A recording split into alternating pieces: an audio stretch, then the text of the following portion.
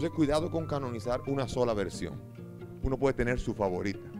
A mí particularmente me encanta la Nácar Colunga para estudios científicos, me encanta también la Cantera Iglesia, pero la Biblia de Jerusalén siempre ha sido de mis favoritas. ¿Cuáles son esos libros? Por ejemplo, hay un libro que se llama La Didaje Apostólica, la enseñanza de los apóstoles, años 70. En el año 70 ya escribieron cómo debían celebrar la misa, cómo debían hacer las cosas, muchas de las cosas, y son válidas. Y ese libro se valora mucho, como se valora el Pastor de Hermas, como se valora la carta de Clemente Romano a los Corintios, se valoran las 7 cartas de San Ignacio de Antioquía a Esmirna, a Roma, las diferentes cartas. Todas esas forman parte de los escritos que son los padres de la iglesia. Y no solamente son valoradas por la Iglesia Católica, ya por fin el mundo protestante está valorándolo. Hace ya unos años me encontré en la editorial CLIE, yo voy de vez en cuando a espiar, no, espiar no, hay libros que son buenos, o sea que uno tiene que aprender a distinguir cuáles son los libros que valen, cuáles son los que uno dice, mejor no. En ese libro, en la editorial CLIE, en la Socorro Sánchez me encontré el otro día un libro, Los Padres de la Iglesia, y uno ve aquí la Didaje, San Ignacio de Antioquía, San Clemente Romano, San Hipólito de Roma, estos escritos que son los continuadores inmediatos que se llaman los padres apostólicos. Una riqueza. No dejen de leerlo. Ahora, no son canónicos. Los libros canónicos, el canon fue cerrado en el año 150 y fue redefinido, fue ratificado en Trento en el siglo XVI, de que los libros son 73 los libros de la Biblia canónicos. Los otros ayudan.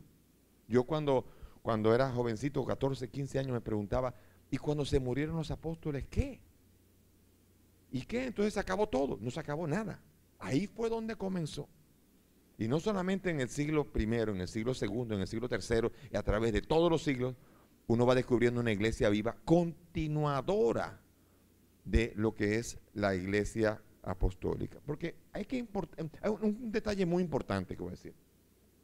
En la iglesia, la pregunta es, ¿qué es primero?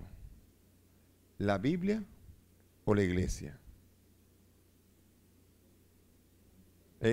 Dicen, como ese es obispo, seguramente está preguntando algo donde la iglesia va primero. La respuesta es no, porque soy obispo. Es así. Voy a explicar. Estamos hablando ya con la Biblia completa, Antiguo Testamento y Nuevo Testamento. El canon se recibe el Antiguo Testamento, pero en el Nuevo Testamento la iglesia es primero. Cuando muere Jesucristo y resucita Jesucristo en el año 30, no hay ningún evangelio. El primer evangelio se escribe en el año 64, después de Cristo, el evangelio de Marcos. La primera carta apostólica es la de San Pablo en el año 46, primera de Tesalonicenses. Y de ahí comienzan a escribirse. La pregunta es, Jesucristo muere hacia el año 30 y todo este tiempo donde lectura del Santo Evangelio según quién. Los evangelios fueron surgiendo con el tiempo cuando los apóstoles van muriendo para dejar la memoria histórica escrita de lo que ellos fueron relatando. Pero la iglesia es la que nace con el Espíritu Santo y Jesucristo con los apóstoles en Pentecostés, inicia su marcha y es como un río donde dentro del río de la iglesia van surgiendo Evangelio de Lucas, Hechos de los Apóstoles, Apocalipsis, van surgiendo dentro del río del caminar de la iglesia. La iglesia durante 30 y pico de años no tuvo ningún evangelio. Cuando se escribe el primer evangelio en el año 64, todavía para que ese evangelio llegue a toda la cristiandad, pasa mucho tiempo. ¿Dónde está? ¿Quién lee el evangelio? ¿Cuál evangelio? La iglesia, con la enseñanza de los apóstoles. Esa fue la que fueron transmitiendo, que después fue surgiendo, se fue plasmando por escrito todo. ¿De dónde surge el deseo de dejar por escrito las cosas? Cuando va pasando el tiempo y los que vivieron los hechos van muriendo, hay que escribir. Pero por un tiempo, sea en la iglesia del Nuevo Testamento como en el pueblo de Israel, por un tiempo se transmitió a través de la tradición oral. Mi abuelo me dijo que le dijo a su abuelo que le dijo, y transmitían realmente. Y cuando llegaron allá, cuando llegaron a la tierra prometida, fue cuando por primera vez se sientan. Hay posibilidad de sentarse a escribir. En el desierto no se escribe. Traten de imaginar en el desierto las escenas, y es difícil, porque en el desierto se va caminando, se va viviendo, se va sobreviviendo y se va experimentando. Pero es sobre la marcha que después, cuando se llega a un sitio donde se puede escribir, donde vamos a ver escribiendo las cosas. Por lo tanto, por aquí no se escribió nada. Comienzan los primeros escritos ya por acá, hacia el siglo X antes de Cristo, comienzan los primeros escritos a surgir. En la corte del rey comienzan a surgir los escritos que van mostrando ya las tradiciones que van llegando, diferentes tradiciones. Hay por lo menos 4 tradiciones diferentes que van llegando aquí. Por ejemplo, hay una que se llama, por decir algo, no va a detenerme en esto, pero hay una que se llama la tradición eloísta.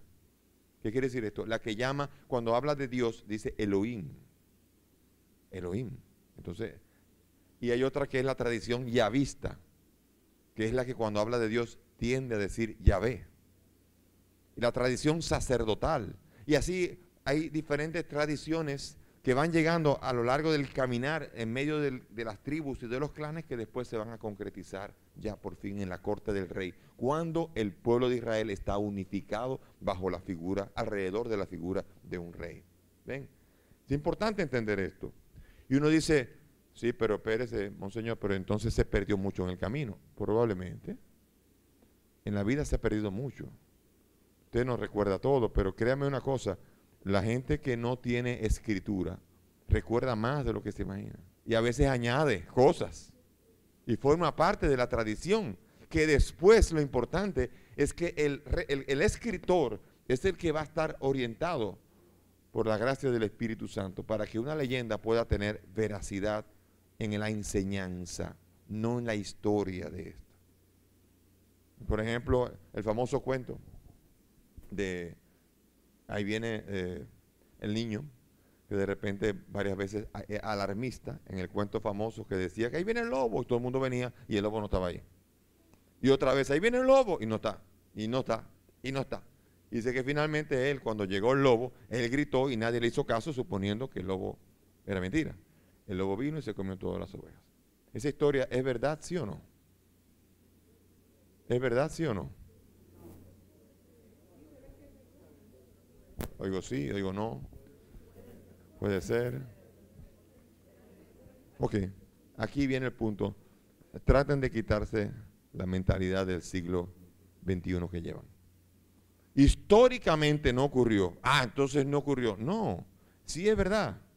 La enseñanza es verdad. La enseñanza es que cuando usted no dice la verdad, entonces después no le van a creer. ¿Eso es verdad, sí o no? Entonces sí es verdad lo que pasa. Lo que pasa es que usted tiene que entender, la narración es un cuento didáctico. Y si no lo entiende así, usted va a decir, eso no es verdad. Y es verdad. Como las fábulas de Esopo. Son ciertas. No lo que narra históricamente, pero sí la verdad contenida en ellos. ¿Entienden? Es importante entenderlo así para no comenzar a ser críticos ante una Biblia que no está pretendiendo hablarle al hombre del siglo XXI. Está pidiendo al hombre del siglo XXI que entre en su narración, que es diferente. Por eso tenemos que aprender a quitarnos el sombrero y aprender a dejar que la enseñanza, movida por el Espíritu Santo, nos hable a nosotros también. Entonces, vamos a ver, seguimos entonces, quedamos en Josué. Josué va a ser el siguiente libro.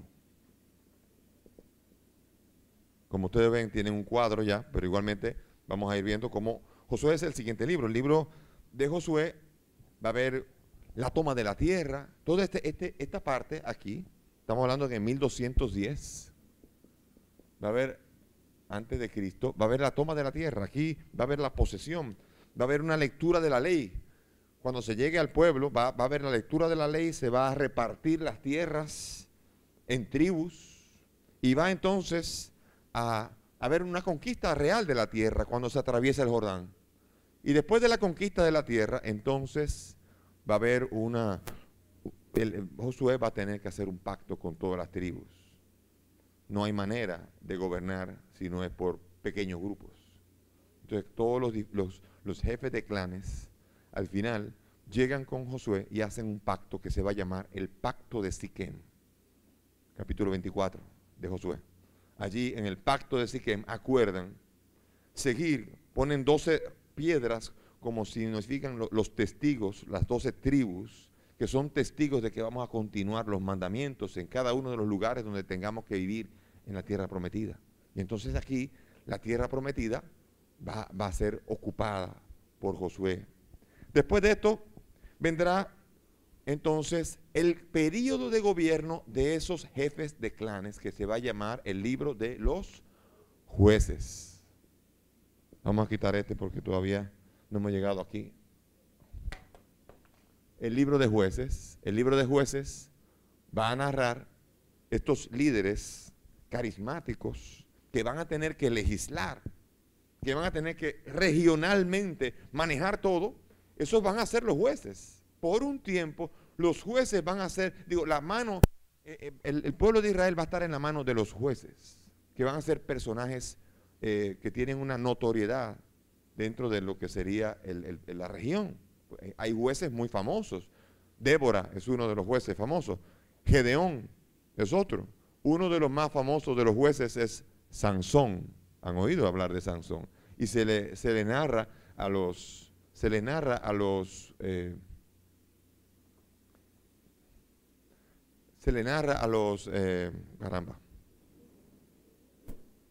niños como si fueran cuentos. Sin embargo, no es así. No es un cuento, es una historia que pretende en esa región cómo se manejaba la situación. Jueces es un libro muy interesante que va a presentar estos líderes que van a ir llevando todo. Después de esto va a venir entonces otros libros que van a ser 1 y 2 de Samuel.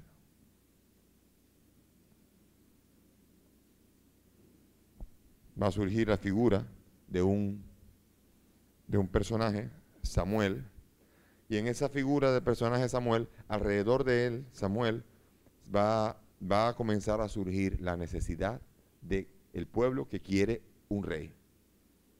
Aquí va a surgir la figura de la creación de una institución en Israel que va a caer después, con el paso del tiempo, en decadencia, pero que por un tiempo va a ser esplendoroso y va a ser la monarquía.